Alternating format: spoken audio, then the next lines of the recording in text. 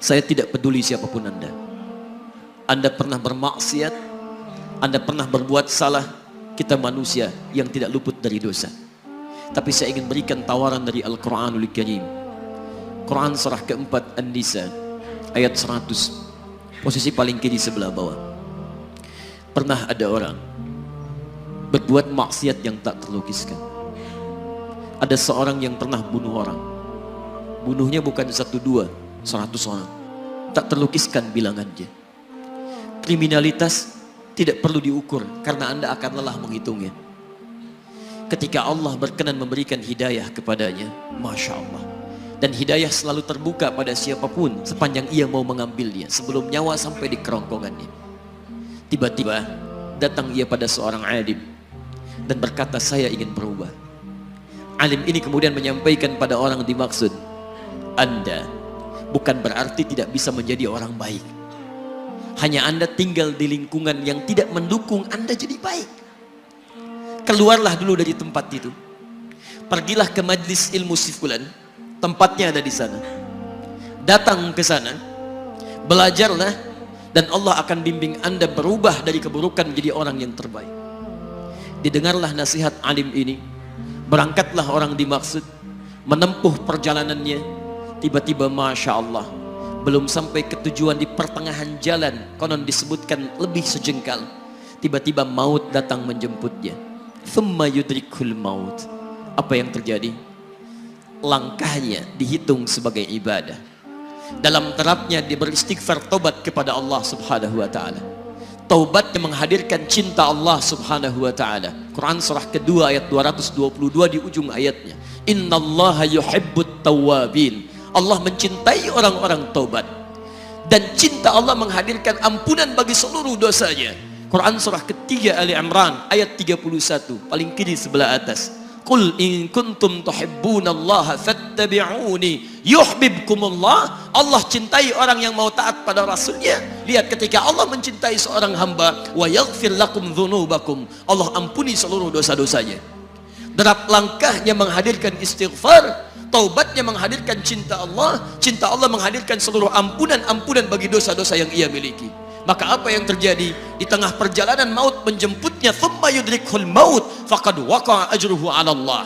Dan pahala diberikan kepada orang tadi. Di jalan, maaf, maut datang, taubat diterima, dosa diampuni, dan amalan didapati dengan derap langkahnya. Maka apa yang terjadi? Thumma yudrikhul maut faqad waqa'a ajruhu 'ala Allah. Pahalanya dituliskan oleh Allah, dakhalal jannah, kata Nabi, masuk surga orang ini. Anda bisa bayangkan, pernah bunuh orang 100 orang, mabuk tak terlukiskan, kriminalitas tak perlu dihitung. Ketika dia mau bertobat, datang ke majlis ilmu, Masya Allah, meninggal di tengah jalan, kata Nabi, dakhalal jannah. Bertobat diampuni dosanya, derap langkahnya ada pahalanya, dakhalal jannah. Turun ayat untuk melukiskan tawaran yang sama kepada kita. Wa may yuhajir fi sabilillahi yajid fil ardi muraghaman katsiran was'a. Siapapun yang mau berubah kembali pada ketentuan jalan Allah, kalau dia masih punya batas-batas kehidupan, kami akan berikan kelapangan di sisa hidupnya dan kelimpahan-limpahan kenikmatan selama dia hidup. Wa may yakhruj min baitihi muhajiran ilallahi wa rasulih. Namun bila ada di antara mereka baru ingin berhijrah, ingin berubah jadi lebih baik dalam pandangan Allah dan Rasulnya, tiba-tiba thumma yudrikul maut, baru keluar dari tempat dia tinggal, belum sampai ke tempat dia belajar, datang maut menjemputnya. Faqad waqa'a ajruhu 'ala Allah. Kami terima semua amalnya, kami ampuni dosa-dosanya, dan kami tuliskan namanya di dalam surga. Bila 100 orang saja yang pernah dibunuh oleh orang ini, pernah bunuh 100 orang, mabuk tak terlukiskan, kriminalitas tak terhitung, mau berangkat ke majlis ilmu, tak sampai ke majlisnya, meninggal dia, bisa masuk surga.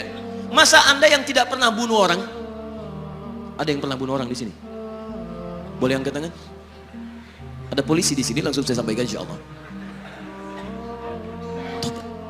Anda gak pernah bunuh orang, Anda tidak pernah mabuk, Anda tidak pernah berbuat kriminalitas seperti orang dulu. Salah, wajar, tapi pintu tobat terbuka untuk kita semua. Masya Allah, bedanya dengan orang tadi belum sampai ke majlis ilmu, Anda sudah hadir di dalamnya, langsung di rumah Allah, diberikan tempat yang terbaik, dan kita akan belajar. Kalau dengan semua ini belum mempermudah Anda ke surga, dengan cara apa lagi Allah mesti mengantarkan Anda ke surga? Kalau dengan duduknya Anda di sini belum mau juga bertobat, dengan cara apa lagi Allah harus membimbing Anda bertobat? Kalau dengan seperti ini belum juga Anda taat kepada Rasul, dengan cara apa lagi Allah mesti meyakinkan Anda untuk taat kepada Rasulullah SAW? Karena itu teman-teman sekalian, mari kita pelajari ilmunya, dan dengan ilmu itu akan membimbing kita insya Allah kembali kepada Allah sampai mengajak keluarga kita ke surga insya Allah.